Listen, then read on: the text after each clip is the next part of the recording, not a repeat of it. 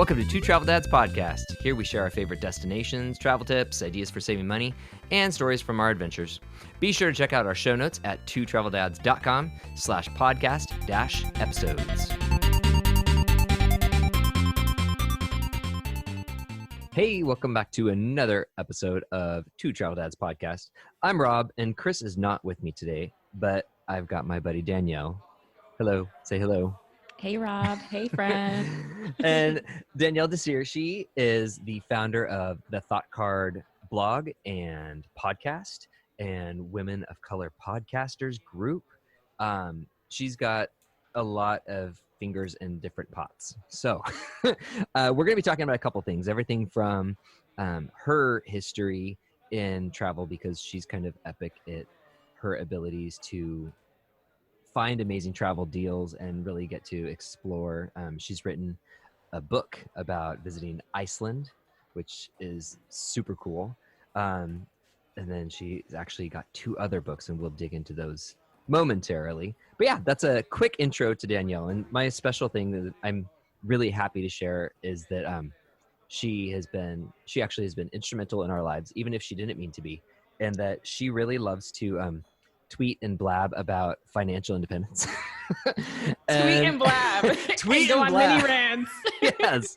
Well, and just watching that and observing and listening and doing my own research, she really helped to become a driving force behind our decision to become debt-free, to become mortgage-free. And yeah, it's just, yeah. So thank you for that, because like I said the other day, you changed our lives even if you didn't mean to. And That's I'm amazing. thankful. So yeah. But yeah, so let's talk about you. Let's talk about where you've been and where you're going. So Yes. how did you dive into everything? How did you dive into starting the Thought Card and writing books about travel, how to travel, all that? Yeah. So I started 5 years ago, reluctantly, a blog. So I would say my backstory is that I never saw myself as a writer per se. I was more analytical. My family's a family of accountants. So creativity wasn't something that I was gung-ho for, but I had a lot of thoughts, which is why my brand is called the Thought Card. It's really sharing all of my thoughts on travel and eventually money as well. And I've always had a passion for travel and money. But in the beginning, I was really having a hard time combining the two together, because if you're a travel blogger, all you talk about is travel. And if you're a finance blogger, you talk about personal finance. So marrying the two together was very complicated, and I got a lot of questions in the beginning. But I think over time, especially over the past 2-3 years, people are really understanding that, okay, money is instrumental in our ability to travel. And there are definitely ways to eliminate some of those hurdles if you want to travel, but you can't afford it right now. So that's where paying off debt for me was really instrumental. I paid off $63K in 4 years of student loan debt. And I am on the journey of paying off my mortgage right now. So Awesome. I'm very passionate about financial independence and really just sharing not only my travels and how exciting that is, but also how money impacts that in all spheres of your life. And I recently, past 2 years, I've been podcasting, which I absolutely love. And I'm able to bring all those stories and those tips and all these creative ways people are traveling and managing their money to life in a different way than I did on the blog. Cool. That's awesome. Yeah, it's interesting because, I mean, us as parents, we get a lot of questions about how do you afford to travel with kids? And more often than not, the questions are about the money aspect, because, I mean, life on its own is a financial burden for so many. And it really was for us too. And so I love hearing that you see the gap and you're helping people bridge that gap, because, man, I'm not eloquent when people ask about that, and I have to point them to my resources. Yes. So thanks for being one of those resources. I think it's awesome. So as far as the travel side, and before the Rona, when travel was abundant and there was travel deals and it wasn't looked down upon to travel, because I feel like right now, whenever I say, oh, I work in travel, people automatically go, ooh, not right now. Mm-hmm. Yeah. And there's a stigma the second that I start to either share or promote, hey, travel someday. Before that hit, how were you really making it so that travel was accessible to you? Because like you said, you got a mortgage, you've got life that happens. What Yeah. was your biggest hack for being able to really conquer everything? I would say it's twofold. So, and this is like the pre-planning stage before I even like book a hotel and start really planning out a trip. So, the first part is actually saving money. And what I would do is I have a travel fund, which is a separate bank account devoted solely to my travel savings. And I automate that process by every time I get paid, I put some money in that account. So it's automatically getting replenished every single pay period. That's really important because when you do this automation piece, it allows travel to become a line item in your budget and not an afterthought, which is really critical if you really want travel to become part of your lifestyle. Including it in your budget is critical, and automating it just makes it so much easier, so you never have to like remember to do it. It just happens automatically. And I kind of want to So press pause for a quick sec. sure. Um, so you said a word that I feel like so many people have forgotten that it exists, budget, and that a monthly budget is actually a thing, and that is a tool, and it's really key to success on so many things. It's just like a to-do list. It's a budget, but it's a to-do with money. So can you just real quick hit on what other aspects of life are included in your monthly budget? Yes, absolutely. Budgeting is not a dirty word. It's actually, I see it as like a Google Maps of your money, right? So Google Maps will tell you what directions to take, if there's a roadblock, if there's, traffic jams. That's exactly how I think of my budget. It's really a guide, and I don't see it as something that's restrictive because guess who's making the budget? Me, right? So you're the one dedicating, you're deciding where all of your funds are going to.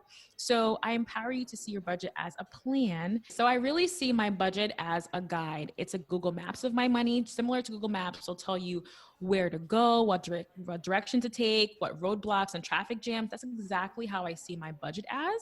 And the beautiful thing about a budget is that you get to pick and choose where your money goes. No one else does, right? So you get to decide.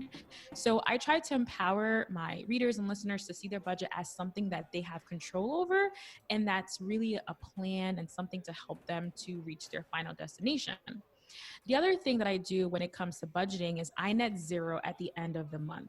So any income that I bring in minus everything, expenses, saving goals, anything that goes on in my finances at the end of the month is zero.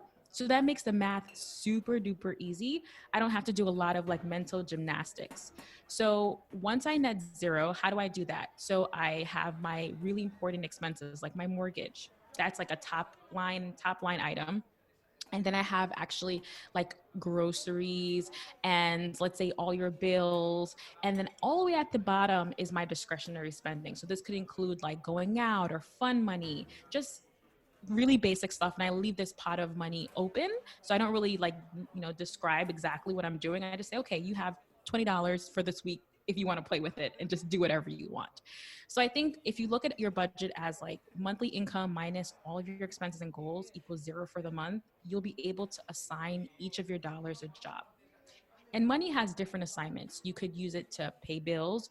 You could use it to save money. You could use it to invest, give it to charity. So really think about every dollar you earn. Where is it going to go? What bucket is it fulfilling? And once you assign that a job, that's really all the budget is. So thinking about that in terms of travel and budgeting for travel.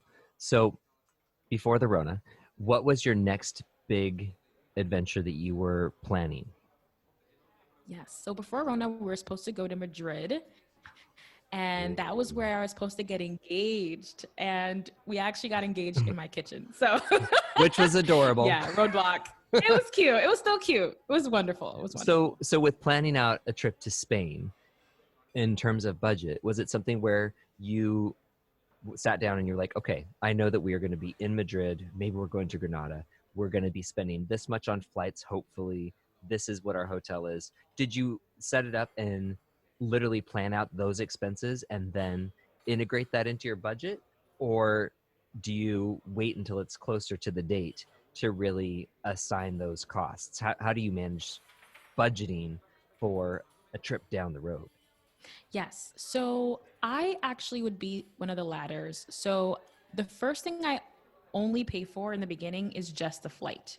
And before Rona, I was really, really good at finding flight deals. And the flight deal money, I would get that from my travel fund because, again, every single pay period, there's money going into that travel fund. So I always had money for cheap flights in that account. Now, once I bought my flights, then I would start budgeting for that particular trip. And I would see, okay, how much does a hotel cost or my lodging, and map out. Basically, I would use like budgetyourtrip.com to figure out what some of those costs are, like your food for a mid-budget traveler or some of the activities and expenses. So that's how I would really frame my budget, but it's really after it's booked. So the first part is, again, having your savings. Second part is finding those cheap flights, getting to the destination. And then once I have that all settled, I start to map out and do some research to figure out how much things actually cost there. Cool. Okay, that makes more sense because I was thinking, how do you budget for travel if you don't exactly know what Know where you're it's going to going. cost? Exactly. Well, because Yeah. I mean, and we'll talk about Iceland in just a second. A place like Iceland, oh my gosh, food is so much more expensive than visiting us in Florida. Oh my gosh. So that's good to have something to use as a tool to understand those before you get there. Yes, exactly. And your travel fund, because it's continuously growing, it's actually like a launch pad, right? Since you already have money in there, you can use that to bridge the gap and you could see how much more money you have to save over time. Yeah. So we see how you are, looking for flights and stuff, and you find your travel deals, you got your budget that you're working from. And let's keep going with Iceland because you've written about Iceland and you're kind of an expert in the field. So let's kind of segue into Iceland, and what do you think is the best way for the not so savvy traveler to budget and plan for a trip to Iceland? Yes. Okay. So Iceland's actually one of the most expensive countries in the world. However, it's one of my favorites because nature is so abundant and there's so many free things to do in Iceland that you don't even have to spend money on to have an epic adventure. So I would say the biggest expenses when you go to Iceland will be activities, things to do, mostly transportation, to be honest, because a lot of the times nature's free in Iceland, like your waterfalls, your glaciers, these are all accessible. However, to get there, you have to figure out, am I going to take a bus, do a bus tour? Or am I going to rent a car and also pay for gas? And that's fairly expensive. So what I've done in all my 3 trips to Iceland, I've always booked bus tours, and I do that ahead of time. So all of my expenses, like all my big trips, are paid for ahead of time. And depending on the season, a lot of times these Icelandic companies will offer discounts. So they'll say, because it's winter, and travel is kind of down during winter time, will offer you a discount. So it's really important to just do a little bit of research to figure out what exactly you want to do. And another place I would recommend to look at is Vineyard.com. That just aggregates all of the things to do, and all of the companies are doing things. So you can kind of start to see what activities are on your radar. So that's number one for activities. And it sounds like also being able to book that on land transportation in advance is a great way to help you understand your budget and stick to it even before you get to the destination, which I find that's my own personal struggle. Yes. I let And things snowball when I'm on the ground. yeah, it's really hard, especially because like a lot of us were so busy. So taking the time out to plan a trip is not something that I actually enjoy anymore, especially when you're traveling so often. Yeah. Yeah. Yeah, I can relate. Honestly, yeah, There's times when I'm honestly. building itineraries and I'm like, oh man, I gotta incorporate this, and this. Yeah, no, I get you. Well, cool. So Yes. that's good to know that taking the approach of even booking your transportation around in advance is both a easy planning thing to do as well as really helps with the budget. So that's good. Do you think that so just thinking about all that Iceland has to offer, what are maybe the top 3 things that you could book in advance that you would recommend? Yeah, my first recommendation would be to do snorkeling or Silfra tour. So If you could see snorkeling. my face right now, I'm like snorkeling in Iceland, and I love snorkeling and free diving. So I'm like, what are you talking about? Yes. So Silfra is this amazing place in Iceland where the tectonic plates are shifting apart. And you have these glacial waterfalls. All this water is seeping through all these molten rocks for over 40 years, and they're all being deposited in this Silfra area.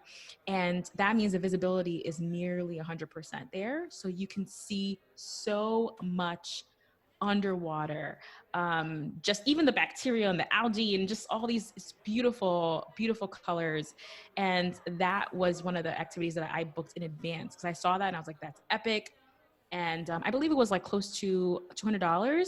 So that was a really, really amazing experience. And they provided transportation to and from your hotel, and even some snacks and stuff. So it was wonderful. It was very cold. So my face kind of like swelled up because it was like freezing there. Is it But it's dry? one, Is it dry suit or is it wetsuit? what's the difference? Oh, then it must have been wetsuit. Okay. Wetsuit's going to be that neoprene, very tight to your body. Very tight. Yes. Yeah, Yes. and it keeps you warm, but you're still wet. Dry suit is going to be dry. Like it looks like you're wearing big blue and yellow garbage bags with belts. No. Yeah, I think it was definitely it was I think we were definitely dry. It was super tight to your face and your body. We Okay. had fins as well. That was just epic. And I think that's what makes me fall in love with Iceland is that there's these things you can do there that are so unique to Iceland that it's very rare to do anything anywhere else in the world. So that was really cool. There are also lots of waterfalls in Iceland, and some of them you can even walk behind a waterfall. So Godafoss is one of my favorite waterfalls there. It's just really, really beautiful. There's epic hiking trails in Iceland as well. And I actually love riding Icelandic ponies, or they're not ponies. They look like ponies, but they're Icelandic horses. Okay, I was like, oh, I love horses. ponies. They're Icelandic horses that look like ponies, but the proper term is Icelandic horses. And you could go riding in Iceland. So that was also epic. And these are all things that I booked ahead of time to save me some coin. That's awesome. Well, cool. So moving on from Iceland, because I kind of get the impression you could probably talk about it all day. Yeah. And what is the name of the book that you wrote about Iceland? Yes, it's called Iceland, Nature, Nurture, and Adventure. And it really shares how to plan an epic and affordable trip to Iceland. And I'll make sure to include the link to that in our show notes. Awesome. Cool. Well, you've so far helped me a lot understanding how you approach both budget and like a real life example of how you can travel that way. Let's jump into your second book that you've written. What's that one called?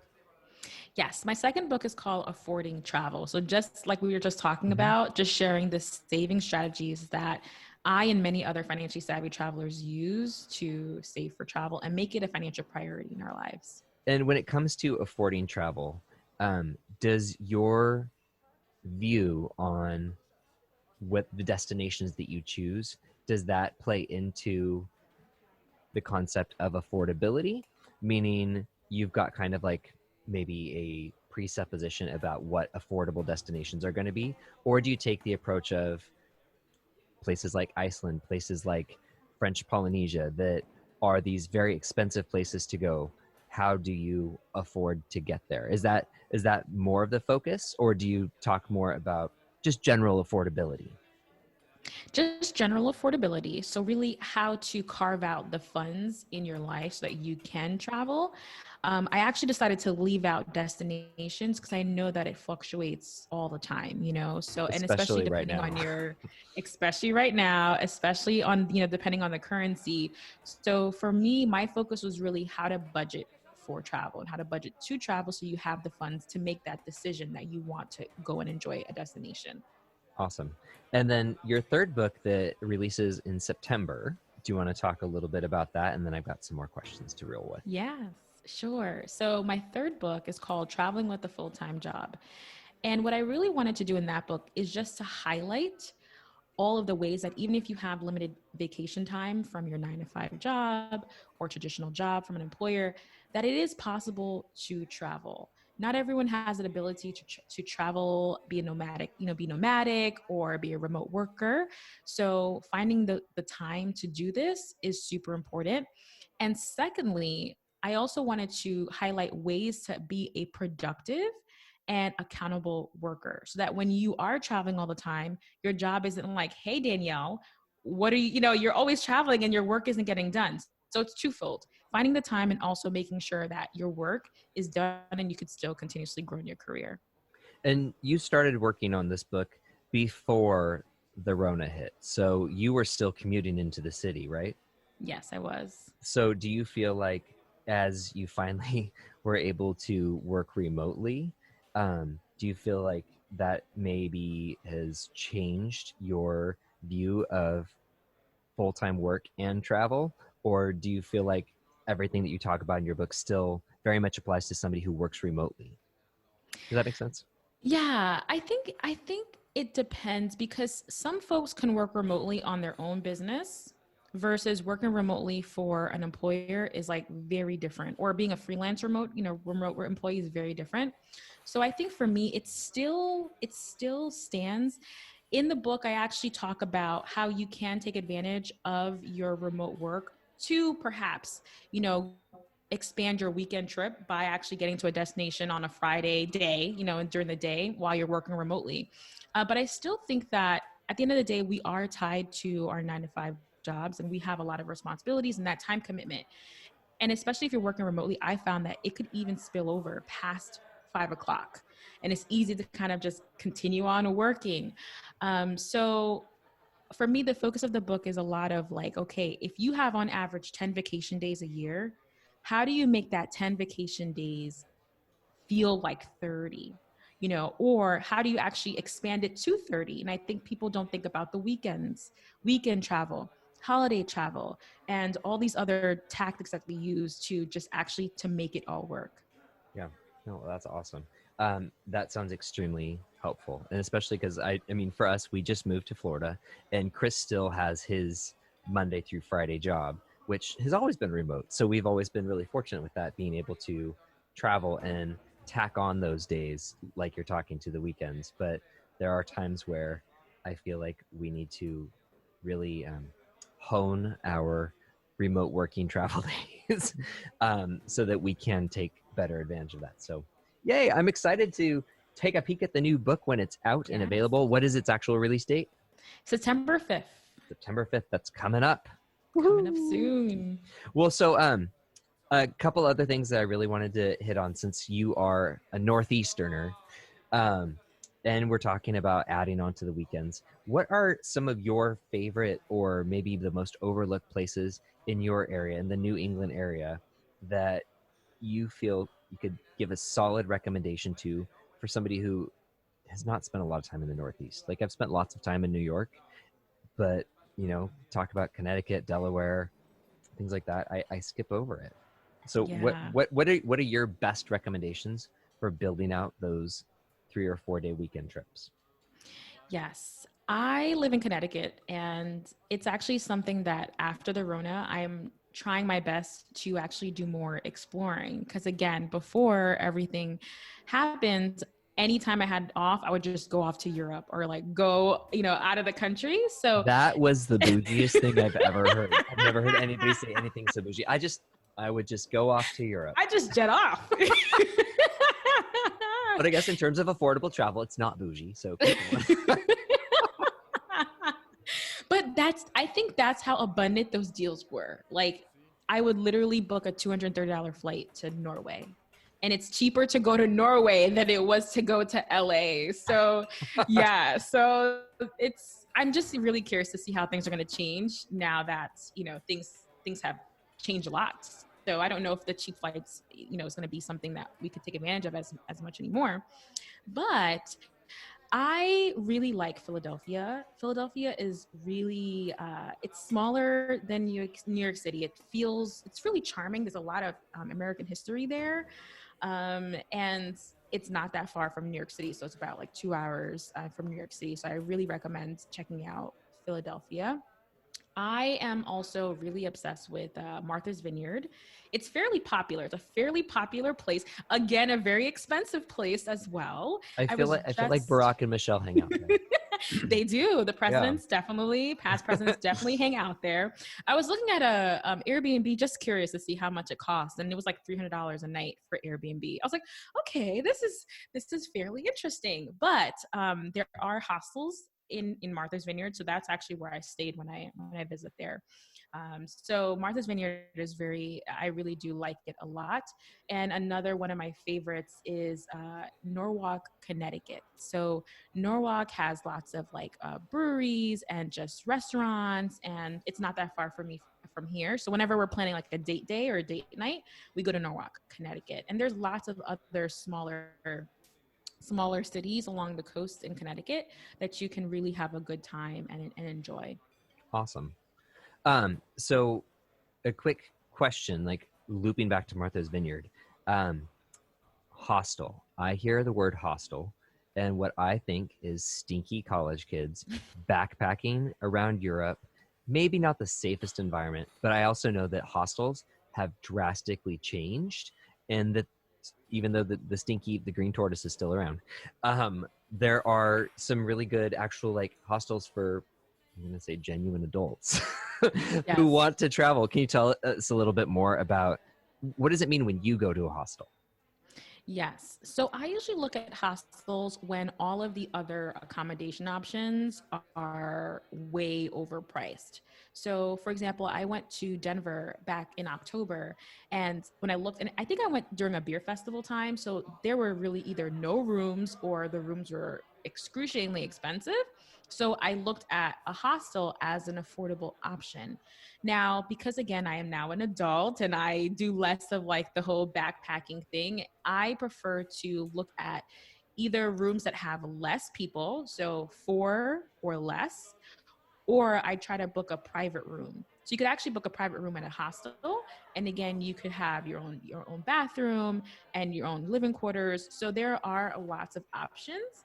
However, I would say to really look at those TripAdvisor reviews to see what people are saying about hostels, and to really make sure that it fits your needs. A lot of times hostels also offer like free breakfast. They have tons of activities that you can do, like free walking tours or free activities. So I think of hostels as an affordable option, but also a place where I can be social when I'm traveling solo. So sometimes when you're traveling solo, you don't want to be alone all the time. So staying at a hostel could be a really good alternative for that. Yeah, and so that's good to hear that it is fun, it is clean, it is community, and I think that's the big thing behind traveling hostel style is that you are traveling to a community, and that is communal living, but Yes. it's as communal as you want it to be. So it doesn't have to be what you stereotypically think. Cool. Well, that's awesome. And then something else that I thought would be nice to chit chat about. I'm curious to hear your thoughts on the future of travel now that the Rona has been going, and I know here in Florida we're getting ready for a second wave because people don't tend to follow guidelines, and it's sad. So where do you see things going? And I'd say the immediate future being the next 6 to 12 months. What do you see for maybe for yourself or for travel trends that you can kind of maybe predict? Because I've got my own thoughts. Yes, yes. So I think, like you mentioned earlier in the episode, that there's a lot of folks who have strong opinions about travel right now. So if you're wanting to travel, I think there's a bit of shaming going on, and which is fairly unfortunate because there are plenty of ways for you to travel safely right now. But And personally, respectfully. and respectfully, yeah, safely and respectfully. And I think for me personally, I've decided to hold off on any air travel until at least early 2021 because I'm just not 100% sure what the process looks like for air travel right now and how safe it is to travel by plane right now or even train. So if I am going to travel, I rather to drive either take my own car personally or maybe rent a car, make sure I Lysol it all up, make sure it's all clean. Hmm. So, and I think a lot of people feel that same way, is that I don't think the airline industry is sharing enough of the ways that they're helping to make folks feel safe for air travel. Do you have any thoughts on air travel? I do. So we actually right now we have guests visiting us back from Washington, and they had to fly in, and their account was, it was awkward. It was kind of uncomfortable, but their flight, something that we've experienced with them, and we have got about a month and a half of nonstop guests. um, kind of how it happened was they had their flights going from Portland to Orlando, and then they saw that Portland flight get changed from being a direct flight to getting rebooked and routed through Seattle because there wasn't enough people flying from Portland. And then that flight got rebooked again to a later flight because there wasn't enough people on that initial flight. And that happened twice. And that's also happened with some of our other guests who are arriving in a couple weeks. They've already had their flights canceled and rebooked. So that's something that we've seen happening, is that because people aren't traveling, schedules are changing. And so right now you got to be a little bit more agile and flexible. And then the impression that they gave me about the on plane experience is it's very different currently. You they are spacing it out so that there aren't people in middle seats. I know that not all airlines are doing that, and I've seen pictures circulate on Twitter of what looks like a regular busy crowded flight, and I'm not cool with that right now. But they said that no, it was great the way that they had people spaced, no meal service and snacks and stuff. It was very limited. So you're seeing a lot more people bringing their own stuff, and since within airports there, it's just like the restaurant industry right now. There aren't so many people dining out that they can support the staff to keep open. So airport restaurants, they're not all open. So it's not just like you can show up at the airport, grab your stuff to go, and then jump on the plane. It's much more limited. So there's a lot more planning. So it's a much more self-catered experience for flying. But in terms of like the circulating air, our guests had a healthy level of paranoia of, oh gosh, what if this plane, is recirculating air that still has, droplets in it or something like that. But at the same time, my feeling is that of all the times to fly, this is going to be one of the healthiest because they are so conscious and working so hard to be able to keep open and not get their flight attendants and pilots sick. It's kind of like flying after 9/11, and I hate to relate the two, but many aspects of travel then match that now. Flying after 9/11, a lot of new safety procedures were put into place that truthfully, I felt a lot safer flying after 9/11 than before. I hadn't flown a ton before, but afterwards it was like, great. I feel like there's zero risk because people are paying such close attention to every element of safety. And I feel like that's what it's like now.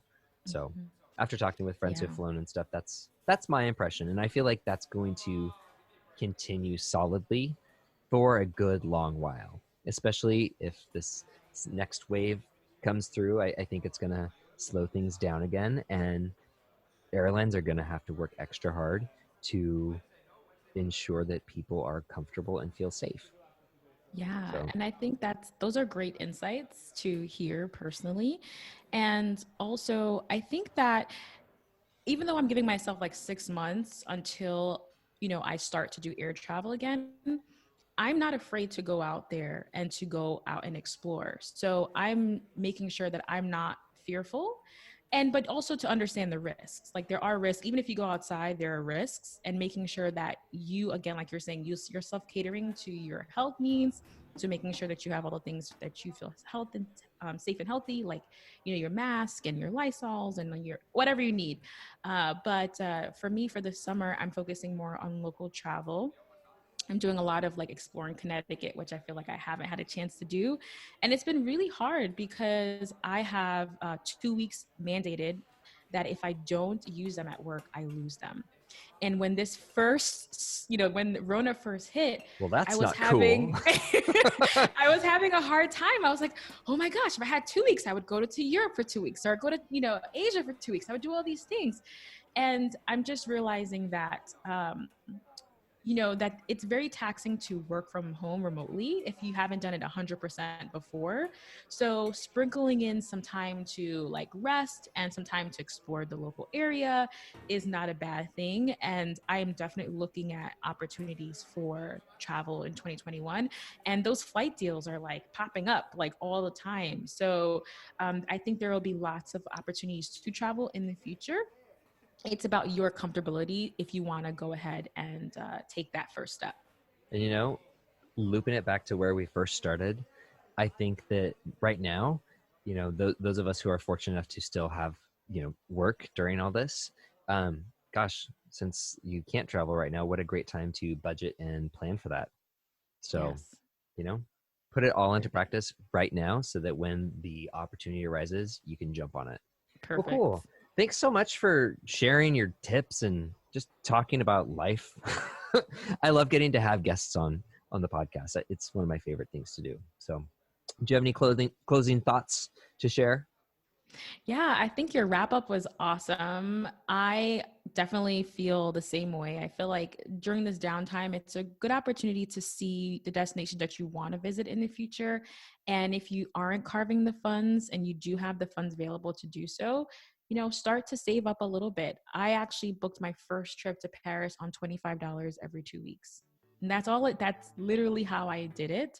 So there's no dollar amount that's too small to start stashing away for your dreams. And that is all. That's all. That's awesome. What a great quote. Well, cool.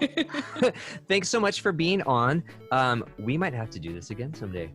I love it. And we'll have you on my podcast. Yes, absolutely. I'm always down for it. Always. All right. Have an awesome day, and we will talk to you later. Two Travel Dads podcast is written by Rob and Chris Taylor and produced by Rob Taylor in Suquamish, Washington. If you would like to be on Two Travel Dads podcast or sponsor it, please visit us at twotraveldads.com/work.